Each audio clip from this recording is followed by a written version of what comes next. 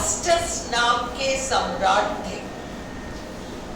रोम में ऑगस्टस नाम के सम्राट थे और उनका काल रोम में साहित्य का सुनहरा काल था। अंडरस्टूड? बहुत ही शानदार काल था रोम में ऑगस्टस के काल में। ऑगस्टस का काल उल्टी गिनती में आता था, बीसीस, उल्टी गिनती में आता था, बीसीस। Is this clear? अब हमारे 17th सेंचुरी में मैंने आपको कहा ना कि वो एक आर्ग्यूमेंट छिड़ा एंशियंट्स या मॉडर्न्स कौन से बेटर हैं। 17th सेंचुरी के लगभग एंड में स्टार्ट हुआ, पर जोर इसने पकड़ा 18वीं शताब्दी में। 18वीं शताब्दी में कुछ ऐसे राइटर्स थे, एक जैसे आपका अलेक्जेंडर पोप, जिसने फर्स्ट ईयर में वो पोएम आपकी लिखी थी from an essay on criticism. Alexander pope ने उस समय उसने एक लेख लिखा और उस लेख में उसने उस राजा का, जो राजा था ना उस समय पर, उस राजा की तुलना ऑगस्टस से कर दी। उस राजा की तुलना ऑगस्टस से कर दी।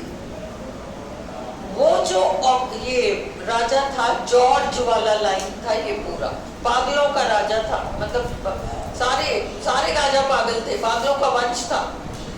First, second, third, fourth, second तो फिर भी ठीक था, थर्ड फोर्थ आते आते तो हालत ही खराब हो गई। सिंहासन पर से उतार कर किसी दूसरे को जरिया बना के राज्य करना पड़ा था।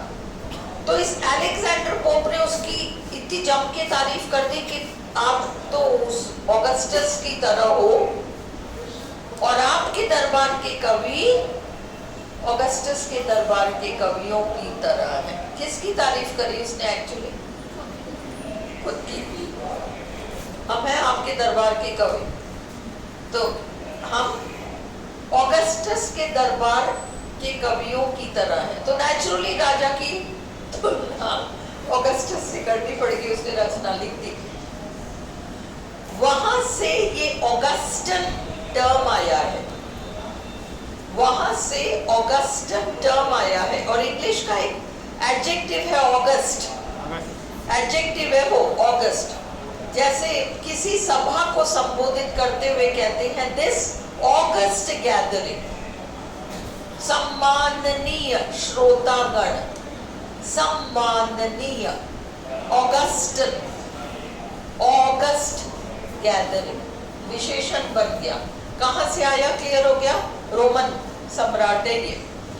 ओरिजिनल ऑगस्टन एज तो रोम का है, was the brilliant literary period of Virgil। वो बहुत शानदार था, वो वाला राजा पागल नहीं था अलेक्जेंडर पोप के आगे के।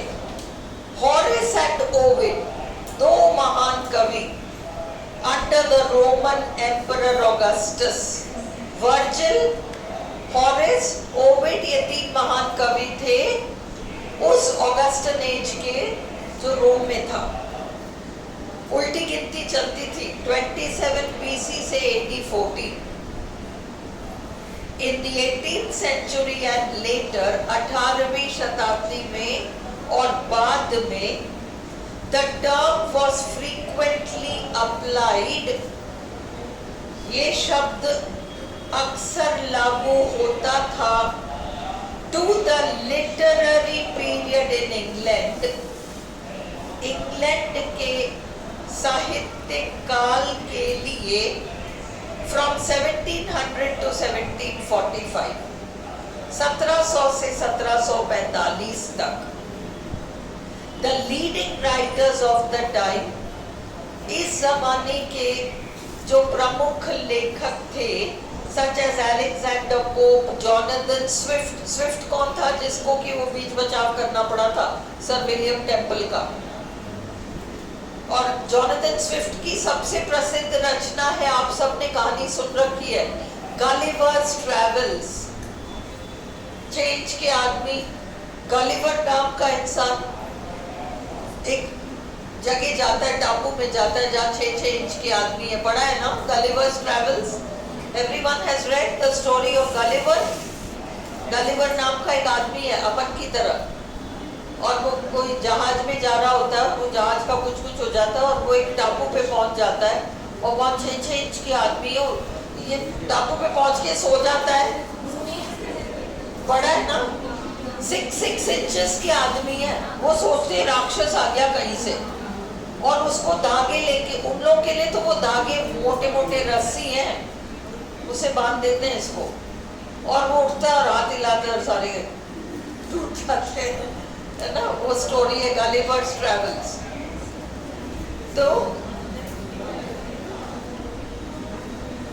Jonathan Swift and Joseph Edison. Joseph Addison ने एक ऐसे लिखा था जिसको आपने बीए सेकेंड ईयर में पढ़ा है, इन्होंने कई ऐसेज लिखी हैं।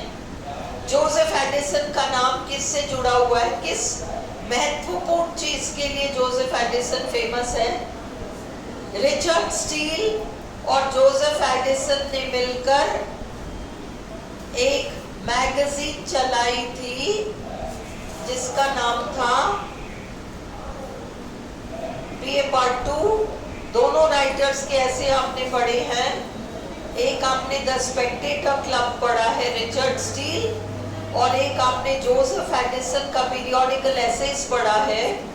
स्पेक्टेटर नाम का एक मैगजीन इन दोनों राइटर्स ने मिलकर शुरू किया है, और उस मैगजीन के बारे में ब्रीफ में आपको जानना होगा। रेस्टोरेशन ड्रामा और वो मैगजीन का सन, ये सारा, क्योंकि 4 ऑप्शंस वाला, वो कोई वर्क नहीं पूछेंगे बट मोटी चीजें पूछ सकते हैं। तो स्पेक्टेटर नाम का मैगजीन इन दोनों लेखकों ने मिलकर शुरू किया था।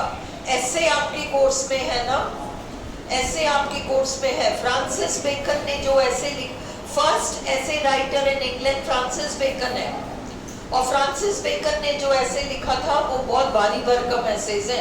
1.5 पेज में पूरा ऐसे समाप्त हो जाता है, और एक एक शब्द को लेके एक पैराग्राफ में हम एक्सपैंड कर सकते हैं, इतना भारी मैटर। धीरे धीरे ऐसे का स्तर थोड़ा बदलता गया। लोगों ने फिर वो ये आपका ये आ गया नियो क्लासिकल एज वगैरह।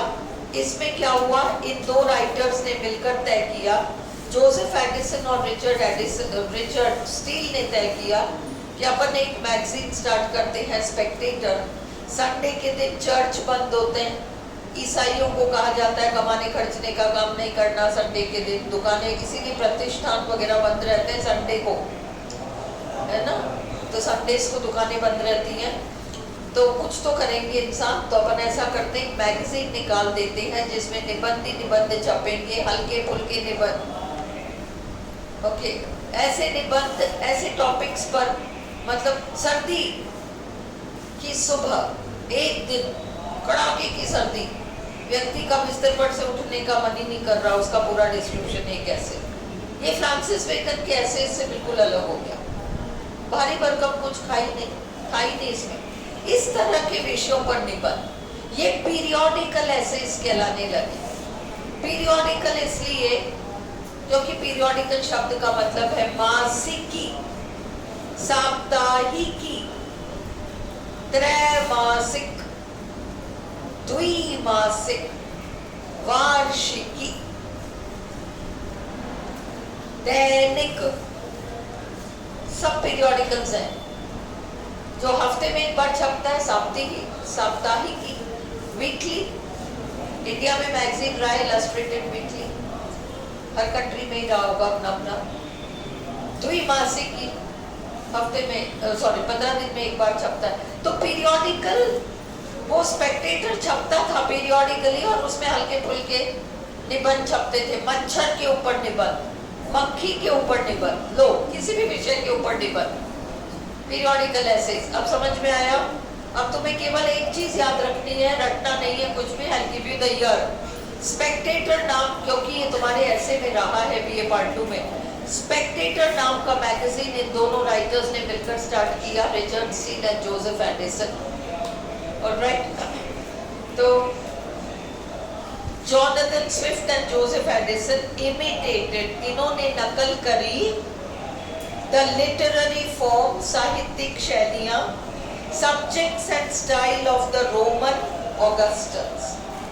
इन्होंने रोम के वो ऑगस्टन राइटर्स की स्टाइल को कॉपी करा। डैनियल डीफो, जिन्होंने रॉबिन्सन क्रूसो लिखा था। रॉबिन्सन क्रूसो की कहानी पढ़ी है? एक आदमी जो कि एक टापू पे फंस जाता है अकेला, फिर उसका एक सर्वेंट होता है मैन फ्राइडे, भाग के कहीं से अफ्रीकन टाइप भाग के आया होता है। ये याद रखो, Daniel Defoe Robinson Crusoe. Was a novelist, journalist and pamphleteer, राजनीतिक लेख भी लिखा करते थे। Lady Mary Montagu was a brilliant letter writer and she also wrote poems। ये इस काल का है। Alexander Pope, who had been imitating Horace, Alexander Pope जो हॉरेस की नकल करते थे, wrote an epistle to Augustus। उन्होंने epistle to Augustus नाम की कविता लिखी। एपिसल का मतलब खुला चित्र, खुला पत्र, सॉरी खुला पत्र, ओपन चिट्ठी, कोई भी पढ़ सकता है उसे। That's an epistle to Augustus। और उसमें किसको ऑगस्टस बताया था? जॉर्ज द्वितीय, इंग्लैंड के राजा को ऑगस्टस बताया है, यहीं से शुरुआत है। George the Second of Great Britain, he put forward the notion, Alexander Pope ने ये विचार सुझाया that this age was similar to the age of the Roman Augustus, कि ये एज रोम के ऑगस्टस के पीरियड से समानता रखता था। लेटर, बाद में, Voltaire and Oliver Goldsmith, Oliver Goldsmith ने ये जो हिस्ट्री ऑफ लिटरेचर लिखी, उन्होंने use the term Augustan to refer to the literature of the 1720s and 1730s। अब ये आपका 1700 से 1745 हो गया ऑगस्टन एज। अब हम देख रहे हैं एज ऑफ सेंसिबिलिटी। ये 1700 जब से शुरू हुआ, 1745 टू जब तक जॉनसन की डेथ नहीं हुई तब तक का है। ये टोटल जो आपका ऑगस्टन एज है और ये आपका एज ऑफ सेंसिबिलिटी है, दोनों मिलकर आपका 1700 अप्रोक्सीमेटली, वहां से लेकर 1784 तक चल रहा है। Also known as the age of Johnson. Johnson का जन्म 1709 और उनकी डेथ 1784 है। जॉनसन का जन्म 1709 है, 1784 है। 1745 से लेकर 1784 तक का समय एज ऑफ सेंसिबिलिटी है। The literary circle of this period 1745 से 1784 तक का समय इंक्लूडेड, इसमें शामिल था Oliver Goldsmith, Edmund Burke, James Boswell इत्यादि।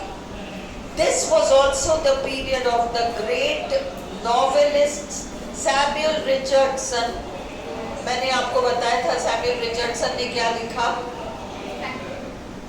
कौन सी रचना थी?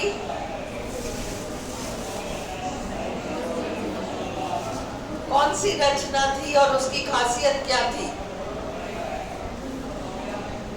Who wrote epistolary novels? Clarissa। Very good। This was also the period of the great novelist Samuel Richardson, Henry Fielding, Tom Jones लिखी है इन्होंने, Tobias Smollett and Lawrence Sterne, ये सब इनके लिखे हुए हैं। वही प्लीज वीडियो में यू विल कम, पीछे बैठो भाई। So now is it clear? Clear? चलो अब लिटरेचर समाप्त हुआ, अब हम ग्रामर करते हैं।